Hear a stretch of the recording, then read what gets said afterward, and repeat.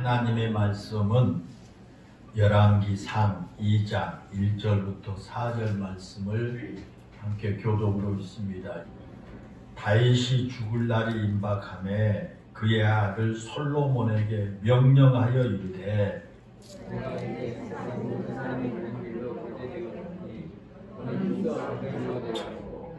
내 하나님 여호와의 명령을 지켜 그 길로 행하여 그 율법과 계명과 율례와 징거를 모세와 율법에 기록한 대로 지키라. 그리하면 내가 무엇을 하든지 어디로 가든지 형통할지니라. 4절 시작. 여호와께서 내 일에 대하여 말씀하시기를 만일 내 자손들이 그들의 길을 삼가 마음을 다하고 성품을 다하여 진실이 내 앞에서 행하면 이스라엘 왕위에 오를 사람이 내게서 끊어지지 아니하리라 하신 말씀을 확실히 이루게 하시리라. 아멘. 어느 여성 호스피스가 죽음을 앞둔 노인들을 대상으로 해서 죽기 전에 가장 많이 후회가 되는 것이 무엇인지에 대해서 설명을 했다고 합니다. 연세가 많으셔서 세상을 떠나기 직전에 있는 그 노인들에게 죽음을 앞두고 후회된 것이 가장 후회된 것이 무엇입니까? 라고 이렇게 물으니까 대부분의 노인들이 가장 많이 후회하는 것이 5가지였다고 합니다. 이 5가지가 가장 후회가 된다라는 겁니다. 첫째는 내 자신에게 정직하지 못한 것에 대해서 후회가 된다는 겁니다. 내 자신의 삶보다는 주위 사람들에게 보여주기 위한 삶을 살려고 애쓰며 살아왔는데 막상 죽음에 임박해 생각해 보니까 그것이 후회스럽다라는 겁니다. 내 자신의 삶에 정직하지 못하고 남 눈 의식하면서 그냥 남에게 보여주기 위해서 허풍 떨며 살아왔던 이게 후회스럽다라는 겁니다. 두 번째는 그동안 일에 너무 많은 시간을 써버렸다라는 겁니다. 생각해 보니까 일에 너무 많이 이제 써버렸다. 그것이 후회스럽다. 가족과 함께하는 시간을 더 많이 보냈어야 하는데 그러지 못해서 가족 간에 너무 소원하게 지냈던 것이 참 후회스럽다. 죽음을 앞두고 그렇게 대답을 했다는 겁니다. 세 번째는 자신의 감정을 주위 사람들에게 솔직하게 표현하지 못하며 살았던 것이 후회스럽다라는 겁니다. 자기가 가지고 있는 그 감정을 내 주변 사람들에게 솔직하게 이제 표현하지 못했다라는 것이죠. 예를 들면 용서를 구해야 할 사람에게 용서를 구하지 못하고 사랑한다고 말을 해야 될 사람에게 사랑한다고 하는 말을 하지 못했던 것이 참 후회스럽다는 겁니다. 특히 아내나 남편에게 더욱 그랬다는 겁니다. 나는 당신을 만나서 참 행복했노라 라고 말해주고 싶었는데 그런 말을 하지 못했던 것을 후회스럽다 그렇게 말했습니다. 네 번째는 친구와 자주 연락을 하며 살았어야 함에도 그러지 못했던 것이 참 안타까웠다 그렇게 말했습니다. 아프리카 속담에 빨리 가고 싶으면 혼자 가고 또 오래 가고 싶으면 함께 가라고 하는 그런 말이 있습니다. 그와 같이 우리가 살아가는데 평생의 삶을 오랫동안 행복하려면 마음에 맞는 친구와 함께 해야만 멀리 오래 갈 수 있다는 겁니다. 그런데 그렇지 못한 것에 대해서 이제 후회가 스럽다 그랬고요. 마지막 5번째는 행복은 결국 나의 선택이었는데 내가 행복을 선택하지 못한 채 살아왔다라는 것을 후회한다 그렇게 대답했습니다. 내가 살아왔던 것보다 훨씬 더 행복한 삶을 살 수 있었는데 괜히 겁이 나고 두려워서 변화를 선택하지 못했고 또 튀면 안 된다고 하는 생각에 남들과 똑같은 일상을 반복하여 살아왔다라는 겁니다. 그래서 더 많은 행복을 누리지 못했다라는 거. 그래서 이것이 후회스럽다. 그렇게 설문에 대답을 했다라고 합니다.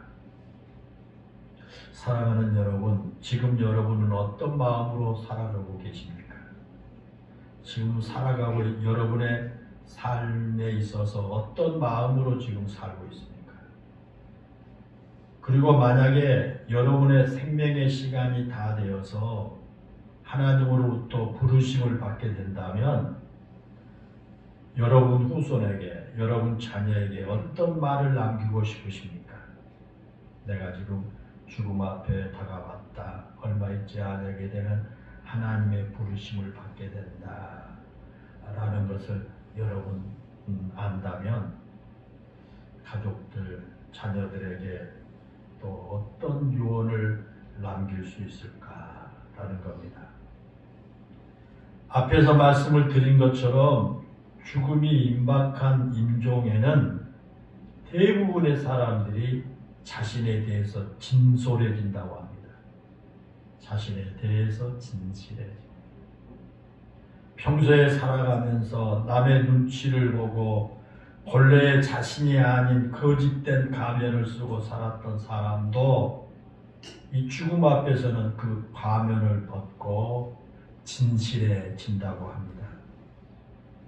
자신의 이익과 자신의 성공을 위해서 쉼없이 달려가던 사람도 그 모든 것이 자신의 삶에 그렇게 중요한 것이 아니었다라는 것을 깨닫고 더 크게 성공하지 못한 것이나 더 출세하지 못한 것에 대해서 아쉬워하지 않게 된다는 것입니다. 그런 것들은 우리 인생에 있어서 껍데기에 불과하기 때문입니다. 그래서 우리가 죽음 앞에 서 있을 때 하나님 부를 때가 내가 이제 다 됐다라는 것을 깨닫게 될 때 그런 사실을 우리가 깨닫게 된다라는 그런 말씀입니다. 오늘 우리가 읽은 본문은 다윗이 임종을 앞두고 자신의 뒤를 이어서 왕이 될 솔로몬에게 한 유언입니다. 솔로몬에게 다윗이 죽기 직전에 했던 유언의 첫 부분이 오늘 우리 읽은 본문이 되겠습니다. 우리가 잘 아는 대로 다윗은 이스라엘 역사상 가장 위대한 왕이었지 않습니까? 오늘 우리들의 시각으로 본다면 다윗은 역사상 가장 출세한 사람이었습니다. 우리가 잘 아는 것처럼 다윗은 베들레헴의 목동 출신이었죠. 베들레헴은 아주 작은 마을입니다. 그런 작은 마을에서 양을 치는 그런 사람이었습니다. 다윗의 아버지 이새에게 8명의 아들이 있었는데요. 다윗은 그 8명의 아들 중에 막내로 태어났습니다. 선지자 사무엘이 하나님의 명령을 받고 이새의 집에 찾아가서 이새의 아들들을 만나서 왕이 될 사람을 고르는데요. 왕을 선택하는 그 자리에 이새는 자기의 막내 아들 다윗을 부르지도 않았어요. 다윗을. 아마도 아버지 이새의 눈으로 볼 때 자신의 아들들 8명 가운데 누군가가 왕이 되어야 한다면 최소한 다윗은 아닐 것이라고 생각했을 거예요. 우리 막내 다윗은 그 왕이 될 사람이 아니냐, 그렇게 생각했던 것입니다. 그렇게 다윗은 출신 성분으로 보나 인간적으로 보나 왕이 될 만한 조건을 갖추지 못한 사람이었어요. 그런데 성경에 보면 하나님께서 그런 다윗을 이스라엘로 왕으로 삼으셨다라는 겁니다. 그리고 그렇게 왕이 된 다윗이 이스라엘 역사상 가장 위대한 왕이 되었고요. 하나님께서 다윗에게 그를 위해서 왕조를 세울 뿐만 아니라 그의 왕위를 영원히 경고해 주시겠다, 그렇게 약속을 하셨습니다.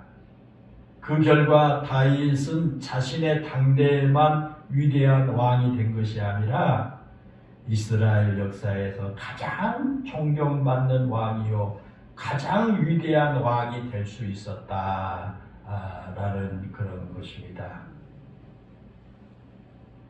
그런 다윗이 이제 죽음을 눈앞에 두게 되었습니다. 훌륭한 왕으로 이제 다 보낸 후에 이제 죽음 앞에 다가왔어요. 사람은 누구나 다 나이가 들게 되면 죽게 되거든요. 다윗도 마찬가지예요.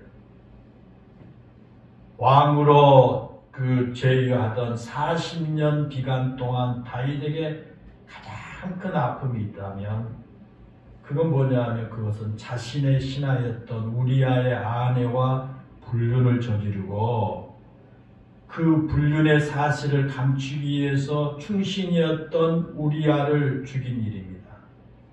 그게 이제 자기가 인생을 다 끝나갈 무렵에 되돌아보니까 그게 가장 그 다윗에게 아픔의 일이었어요. 우리아를 죽인 후에요, 우리아의 아내 그 밧세바가 다윗의 아내가 되었지만 불륜을 통해서 잉태하여 태어난 그 아이가 태어나자마자 병을 앓더니 7일 만에 세상을 떠나고 말았어요. 죽었어요. 그렇게 그 아이가 병들어 죽어갈 때 다윗이 충격을 받아가지고 아무것도 먹지 않았을 뿐만 아니라 잠도 자지 않고요, 금식을 하면서 하나님 앞에 매달려 기도했어요. 아이를 살려달라고 기도한 거예요. 그런데 하나님께서 그런 다윗의 간절한 소원을 들어주지 않으시고요, 끝내 그 아이를 데려가신 거예요. 불륜을 통해서 태어난 그 아이를 데려가 버렸어요. 우리는 그때 다윗의 마음이 얼마나 힘들었을지를 짐작할 수가 있습니다. 그리고 나서 태어난 아이가 바로 솔로몬입니다. 솔로몬입니다. 그렇게 솔로몬이 태어나자 하나님께서도 매우 기뻐하시고 이제 태어난 그 솔로몬에게 축복해 주셔요. 그래서 솔로몬에게 여디디야라고 하는 별명을 지어주지요. 하나님께서 솔로몬에게 여디디야라고 하는 별명을 지어줍니다. 이 여디디야라고 하는 말은 하나님께 사랑을 입었다, 그런 뜻이에요. 하나님께서도 그의 태어남을 그렇게 기뻐하셨고 그를 사랑하셨다라는 겁니다.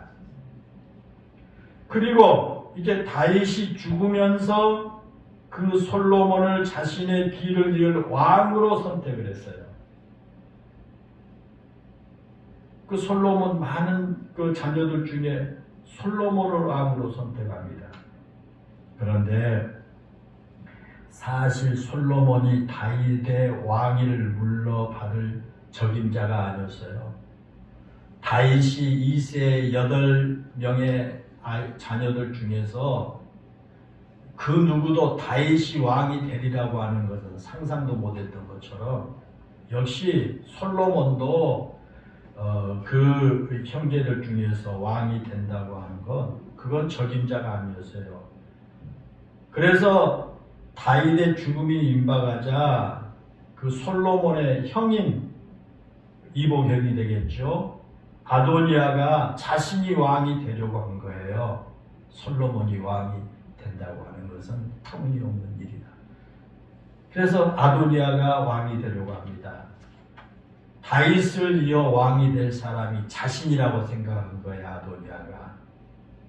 여러 가지 정황으로 볼 때 솔로몬보다는 아도니아가 왕이 되는 것이 현실적으로 더 맞는 그런 말이었어요. 여러 가지 중에 몇 가지 이유가 있습니다. 첫 번째는 솔로몬은 장자가 아니었기 때문이에요. 솔로몬 장자가 아닙니다. 물론 왕위를 장자가 당연히 물려받아야 하는 것은 아니지만 솔로몬에게는요 여러 명의 형들이 있었어요. 그 형들 가운데 이 암논과 압살롬은 먼저 죽었죠.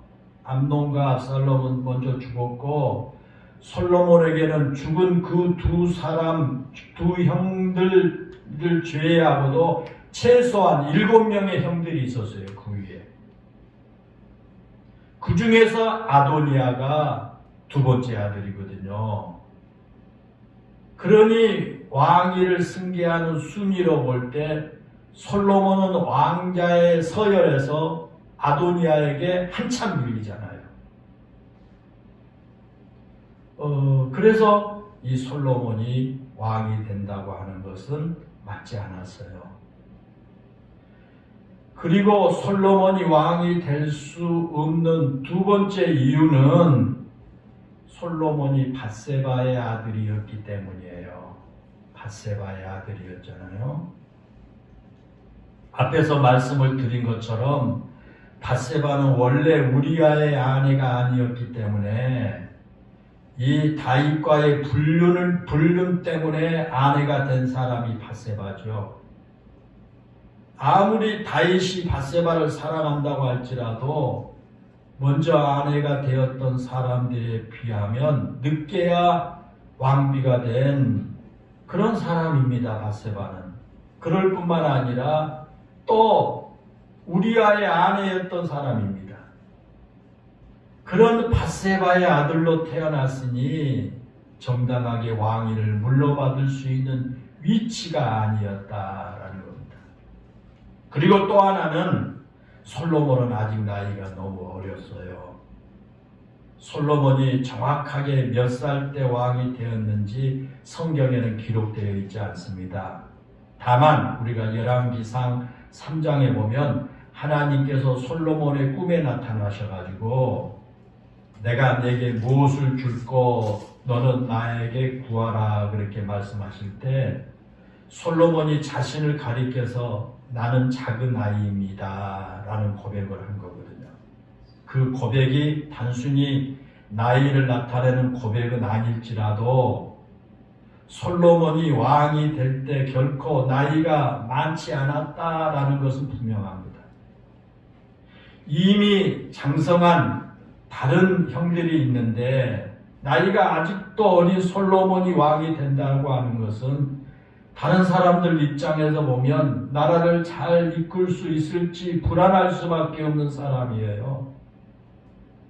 반면에 솔로몬보다 먼저 왕이 되려고 했더니 아도니아는요, 솔로몬보다 나이가 많은 형일 뿐만 아니라 아도니아의 인품이 아주 훌륭한 사람이었습니다. 열왕기상 1장 6절에 보면요, 아도니아를 가리켜서 용모가 심히 준수한 자라 그의 아버지가 내가 어찌하여 그리하였느냐라고 하는 말로 한 번도 그를 섭섭하게 한 일이 없었다 그렇게 기록되어 있습니다. 외모만이 아니라 아버지로부터 단 한 번도 꾸중을 듣지 않을 정도로 모범적인 생활을 했던 사람이 바로 아도니아였습니다. 어쩌면 솔로몬보다 그 아도니아가 다윗의 뒤를 이어 왕이 되는 것이 마땅합니다. 그래서 아도니아가 왕이 된다고 할 때 다윗의 신하들이 아도니아가 왕이 된 것을 맞습니다 라고 하면서 아도니아를 왕으로 추대하려고 했습니다. 그들 가운데 다윗 왕의 가장 막강한 군수 통치권자였던 요압 장군도 그랬고요.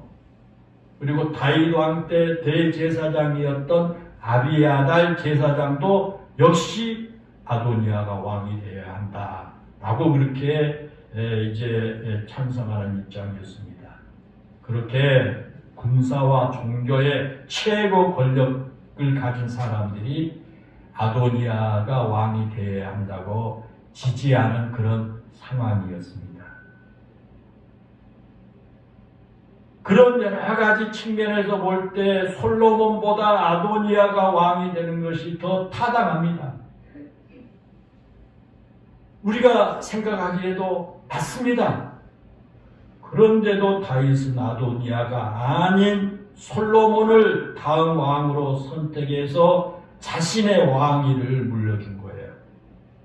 그리고 왕위를 물려주면서 유언을 남겨요. 왕위를 물려주면서 다윗이 입장에서 보면 그 유언은 정말 절박한 유언입니다. 나라의 분위기가 솔로몬보다 아도니아에게 더 쏠려 있을 그때에 나이 어린 솔로몬을 왕으로 세웠으니까 다윗으로서는 여간 불안한 마음이 아닐 수 없죠. 그러지 않겠어요? 그래서 그때 다윗의 유언은 매우 중요했습니다. 그것이 왕이 될 솔로몬을 위해 줄 수 있는 마지막 사랑이었기 때문에 솔로몬이 어떤 환경적으로 인간적인 여러 가지 모습을 볼 때 왕이 되는 것이 정말 맞지 않다고 그렇게 주변 사람들이 다 그렇게 보고 있으니까 죽어가면서 왕으로서 그 솔로몬이 내게 그 유언을 남기는 거 이건요 얼마나 유언이 얼마나 중요합니까? 다윗을 그만큼 사랑한 거예요. 그런데 그렇게 다윗이 솔로몬에게 유언을 하면서 가장 먼저 한 말이 무슨 말이냐? 그 유언에 가장 먼저 하는 말이 힘써 대장부가 되라는 거예요. 오늘 말씀의 제목에 나온 것처럼 너는 힘써 대장부가 되라. 이것이 유언의 첫 말이에요. 그 본문 2절에 보면 너는 힘써 대장부가 되고 그랬죠. 이 말은요. 너는 강하게 되라. 그리고 남자가 되라. 그런 뜻이에요. 더 쉽게 설명하면 너는 강한 남자가 되라. 그 말이에요. 그것이 다윗이 솔로몬에게 한 유언의 첫 말이에요. 사랑하는 여러분, 다윗이 왜 솔로몬에게 유언을 남기면서 그 첫 마디가 너는 강한 남자가 되라고 한지 아십니까? 왜 강한 남자가 되라고 했을까요? 많은 유언을 가운데 왜 첫 유언이 너는 강한 남자가 되라. 너는 힘써 대장부가 되라. 왜 그렇게 말하는지 아십니까? 우리가 흔히 강한 남자라 그렇게 말하면 힘이 센 남자, 뚝심이 있는 남자, 아무리 힘들어도 힘든 표현을 하지 않고 눈물을 흘리지 않는 남자라고 생각하기 쉽습니다. 여러분, 다윗이 솔로몬에게 강한 남자가 되라고 했을 때 그런 의미로 말했을까요? 분명히 그것이 아닐 겁니다. 그런 의미가 아닙니다. 너는 힘이 센 남자가 되라. 뚝심이 있는 남자가 되라. 힘들어도 힘들다고 표현하지 말아라. 그리고 함부로 눈물을 흘리지 말고 그런 남자가 되라고 말한 게 분명히 아니에요. 그러면 다윗이 솔로몬에게 주문한 강한 남자라고 하는 의미가 뭘까라는 겁니다. 우리는 그 의미를 바로 이어서 나오는 2절에 이어서 나오는 말씀에서 찾아볼 수 있습니다. 다윗이 솔로몬에게 강한 남자 대장부가 되라고 하면서 바로 이어서 하는 말씀이 내 하나님 여호와의 명령을 지켜 그 길로 행하여 그 법률과 계명과 율례와 증거를 모세의 율법에 기록된 대로 지키라.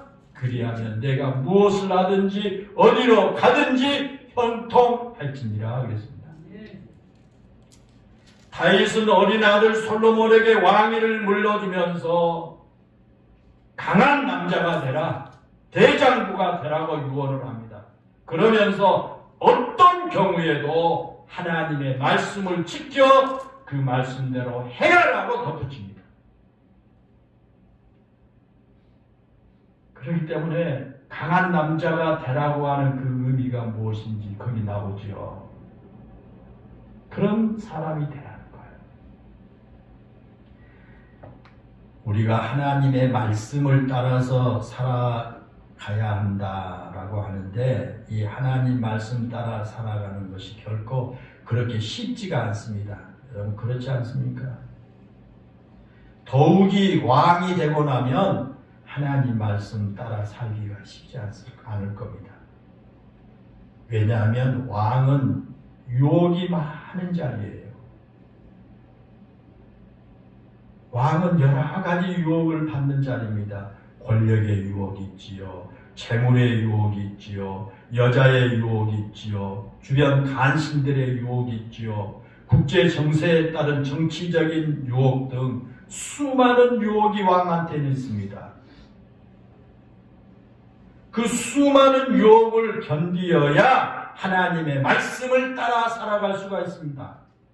그래서 다윗이 솔로몬에게 그런 모든 유혹 앞에서도 결코 흔들리지 말고 오직 하나님의 말씀만 따라 살아가야 한다라는 겁니다. 다윗이 솔로몬에게 강한 남자가 되라고 한 이유가 바로 거기에 있습니다.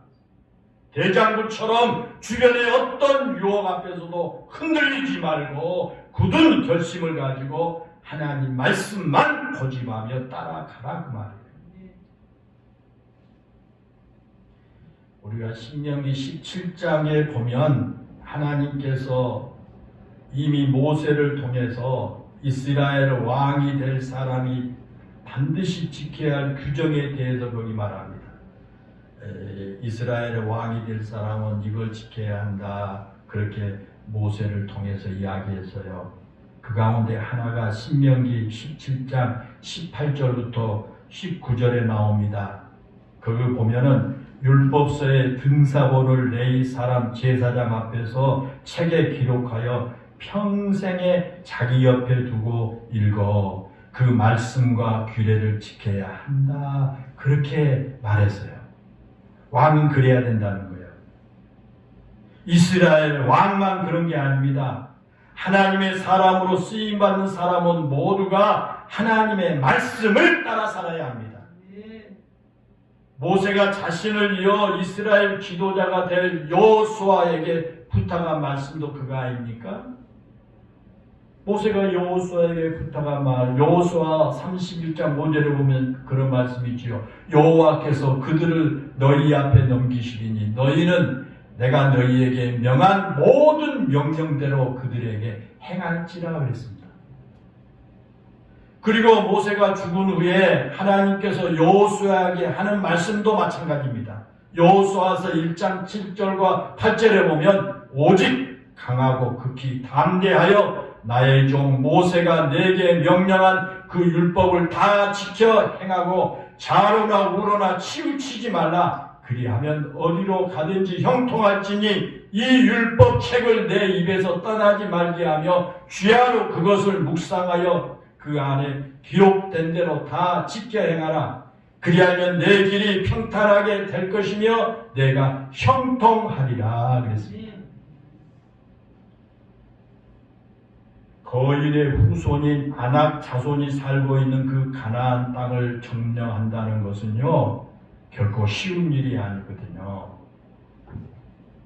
그러나 하나님의 말씀을 지켜 행하고 그 말씀대로 따라가면 할 하나님께서 그들을 지켜주시고 형통하게 인도해 주신다라고 하는 약속입니다.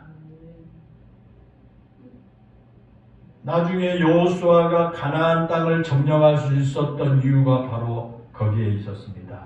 오직 말씀을 따라 행했기 때문에 가나안 땅을 점령할 수 있었다라는 겁니다. 사랑하는 여러분, 그것은 지도자에게만 해당되는 말씀이 아닙니다. 오늘 우리가 하나님의 도우심을 받기 위해서는 반드시 하나님의 말씀을 따라 살아야 합니다. 하나님의 말씀을 우리 가슴에 새기고 그 말씀의 지배를 받으며 살아야 합니다. 그럴 때 하나님께서 우리를 도우시고 우리의 삶을 형통하게 인도해 주실 줄로 믿습니다. 다윗은 그러한 사실을 너무나 잘 알고 있었습니다. 결코 왕이 될 자격이 없는 자신이 왕이 될 수 있었던 것도 부정한 것이 너무 많은 자신이 하나님의 큰 사랑을 받아서 40년 동안 평안하게 왕위를 지킬 수 있었던 것도 모두가 하나님의 말씀을 따라서 살았기 때문이라는 겁니다. 그걸 너무나 뼈저리게 경험했기 때문에 다윗은 다른 여러 가지 유언을 하면서 가장 먼저 솔로몬에게 너는 꼭 하나님의 말씀인 율법을 따라 살아가야 한다라고 유언을 한 겁니다. 힘써 대장부가 되라. 왕이 되고 나면 여러 가지 유혹이 많을 텐데 그 유혹에 현혹되지 말고 남자답게 하나님의 말씀을 따라서 살아가라. 그래야만 네가 형통하게 된다. 그런 말. 정말 그렇습니다. 미국의 역사상 가장 존경받는 대통령이라고 한다면 여러분 16대 대통령 아브라함 링컨 아닙니까? 링컨은 케네디 주의 한 시골 마을에서 아주 가난한 개척자의 아들로 태어났습니다. 어린 시절 너무 가난했기 때문에 그가 받은 교육은 초등학교 1학년 정도밖에 되지 않습니다. 그리고 22살이 될 때까지 오직 농사만 짓고 살았습니다. 그러나 그는 어렸을 때부터 어머니로부터 집에서 글과 성경을 배웁니다. 그는 어머니 낸시로부터 신앙인의 인품과 성경을 배우면서 자랐지만 어머니 낸시가 링컨이 10살이 되던 해에 세상을 떠나고 맙니다. 이제 10살 된 그런 링컨을 놔두고 세상을 떠났어요. 그런데 그 어머니가 임종이 가까워오자 아들 링컨의 손을 꼭 붙잡고 이렇게 말했다고 합니다. 얘야, 나는 너를 두고 하나님 앞으로 먼저 간다. 나는 네게 좋은 집도 너에게 좋은 땅도 많은 재산도 물려주지 못한다. 그러나 나는 너에게 이 성경책 한 권을 유일한 유산으로 물려주고 간다. 너는 한평생 이 가운데 있는 말씀을 보배로 삼고 재산으로 삼고 양식으로 삼고 이 교훈대로 꼭 살아가라. 그러면 내 길이 형통할 것이다 라는 유언을 남기고요. 사랑하는 어머니가 숨을 거두었습니다. 링컨은 그 어머니의 유언을 가슴에 새기고요. 평생 하나님의 말씀인 이 성경을 이 말씀을 가까이 하고 이 성경 말씀을 묵상하며 살았습니다. 그래서 링컨이 미국 역사상 가장 위대한 대통령이 된 것입니다. 사랑하는 여러분, 그렇습니다. 하나님께서는 지금도 하나님의 말씀을 가까이 하고 그 말씀을 따라 사는 사람에게 분명히 형통의 복을 주신다고 약속했습니다. 여러분, 이 세상을 살아가면서 세상에 눈에 보이는 것 많고 귀에 들리는 것 많고 세상에 온갖 유혹이 많을지라도 우리 영일교회 성도 여러분들은 다윗의 유언대로 하나님의 말씀만 따라 살아가시기를 바랍니다. 하나님의 말씀의 가치를 두고 살아가시면 분명히 여러분의 삶이 형통하게 될 것입니다. 다윗이 자기 아들 솔로몬에게 했던 또 하나의 유언은 뭐냐면, 또 하나의 유언은 하나님 앞에 진실하게 살아야 한다라는 뜻입니다. 그 4절 한번 보면 그렇죠. 4절에 보면 다윗이 솔로몬에게 이어서 유언합니다. 여호와께서 내 일에 대하여 말씀하시기를 만일 내 자손이 그들의 길을 삼가 마음을 다하고 성품을 다하여 진실이 내 앞에서 행하면 이스라엘 왕위에 오를 사람이 내게서 끊어지지 아니하리라 하신 말씀을 확실하게 이루게 하시리라 그랬습니다. 이 말씀은 다윗이 성전을 지어서 하나님께 드리겠다라고 할 때 나단 선지자를 통해서 다윗에게 하신 말씀이에요. 하나님께 성전을 지어서 이 성전을 하나님께 드리겠다 그런 마음을 가지고 준비를 하자 나단 선지자를 통해서 다윗이 다윗에게 하는 그 말씀이 바로 거기 이 4절의 말씀입니다. 하나님께서 다윗이 성전을 지어드린 것을 하나님이 거절하셨지만 하나님께서 그 다윗의 성전을 지어서 하나님께 드리겠다라고 하는 그 마음을 하나님이 받으시면서 하나님 앞에서 진실된 삶을 살면 왕위를 내 자손에게 계속 물려주겠다라는 그런 약속이에요. 여기서 이스라엘 왕위에 오를 사람이 끊어지지 않는다라고 하는 말씀에는 두 가지 전제가 포함됩니다. 어떻게 하면 여호와 왕위가 너희 자손 중에서 왕위가 끊어지지 않게 되느냐? 전제 두 가지가 있어요. 하나는 내 아들에게 왕위를 물려줄 수 있도록 장수하게 된다 그런 뜻이에요. 전쟁에 나가서 전사를 하거나 아니면 병이 들어 갑자기 죽으면 자신이 원하는 아들에게 왕위를 물려주지 못할 수 있잖아요. 그러나 하나님 앞에서 진실하게 되면 하나님께서 그의 생명을 지켜주셔서 자손들에게 왕위를 안전하게 물려주게 될 것이다 라는 거예요. 또 하나는 왕위에 오를 사람이 끊어지지 않는다는 이 말씀에는요, 나라가 부강하게 될 것이다 라고 하는 말씀이 존재합니다. 어느 나라든지 그 나라가 힘을 잃으면 주변 나라들의 침략을 받게 되죠. 우리나라도 역시 마찬가지. 우리나라가 힘을 잃게 되니까 일본으로부터 침략을 받아서 고생했지 않습니까? 그러면 힘 있는 주변의 나라에 의해서 왕이 죽임을 당하기도 하고 왕위를 강제로 빼앗기기도 합니다. 심지어 나라가 망하는 경우도 생기게 되는 것입니다. 때문에 왕위에 오를 사람이 끊어지지 않는다라고 하는 이 말씀이 나라를 다스리는 왕의 입장에서 볼 때 얼마나 중요한 줄 몰라요. 성경에 보면 북이스라엘이 200년의 역사 가운데 8번의 반역이 일어나가지고 왕조가 바뀝니다.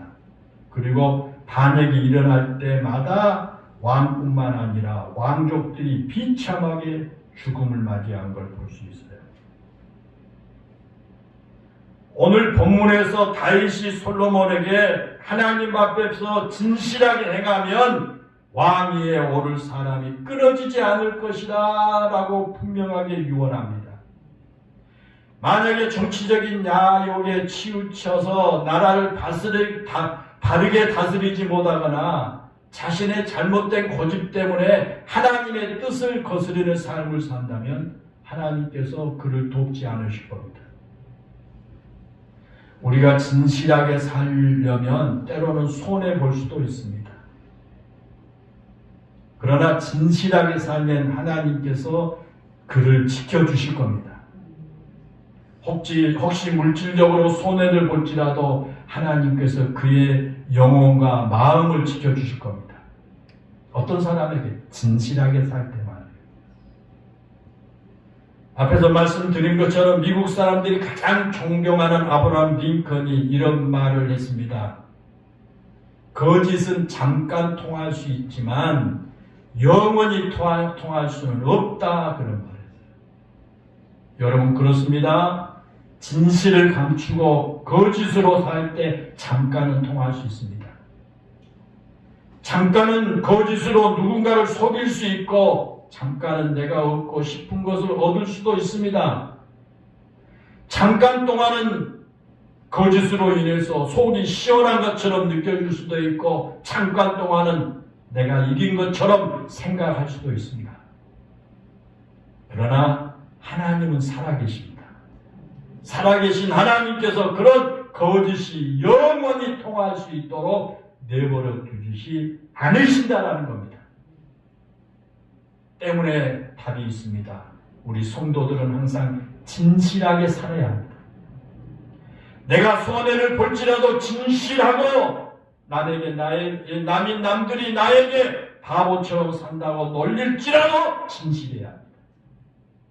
내가 원하는 것을 이루지 못할지라도 진실을 따라서 살아야 하고 남들이 나를 믿어주지 않거나 인정해 주지 않을지라도 진실된 마음으로 살아야 합니다.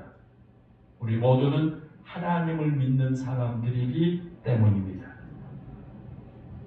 우리는 거짓이 판을 치고 거짓을 종용하는 세상에서 진실된 사람으로 살기 위해서 우리에게 용기가 필요합니다. 그래서 오늘 본문에서 다윗이 아들 솔로몬에게 대장부가 되라, 강한 남자가 되라고 말한 겁니다. 진실한 사람이 되기 위해서 굳은 결심을 하고 끝까지 진실한 삶을 살아가라는 겁니다. 어떤 환경 속에서도 용기 잊지 말고 진실하게 살아라 라는 겁니다. 그러면 내가 살고 있는 동안에도 네가 그 왕으로서의 그 하는 모든 일들에 어려움이 없을 것이고 또 너의 왕권을 너의 자손 대대에게 물려주게 될 것이다. 진실하게 살아라 하고 유언합니다. 사랑하는 여러분, 오늘 본문에서 다윗은 그 아들 솔로몬에게 힘써 대장부가 되라고 유언을 했습니다. 강한 남자가 되어야 한다는 겁니다. 대장부처럼 하나님의 말씀을 굳게 잡고 살아가야 하기 때문입니다. 용기를 가지고 굳은 결심으로 진실된 삶을 살아가야 하기 때문에 너는 강한 남자가 되라. 너는 대장부가 되라고 유언한 줄로 믿습니다. 사랑하는 성도 여러분, 여러분 모두도 대장부가 되시기를 바랍니다. 이 세상의 풍조를 따르지 말고 대장부답게 하나님의 말씀을 따라 살아가시기 바랍니다. 거짓을 부추기는 이 세상에서 강한 남자답게 대장부답게 거짓을 따르지 말고 진실을 따라서 진실된 삶을 살아가시기를 바랍니다. 그럴 때 전능하신 하나님께서 능력의 손으로 여러분들을 도우셔서 형통한 삶으로 인도해 주실 줄로 믿습니다. 기도하겠습니다.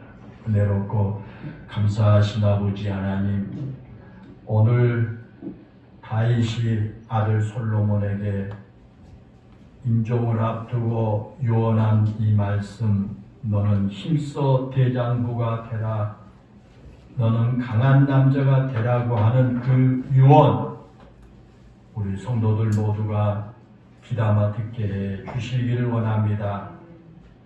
대장부처럼 하나님의 말씀을 굳게 붙잡고 살아라.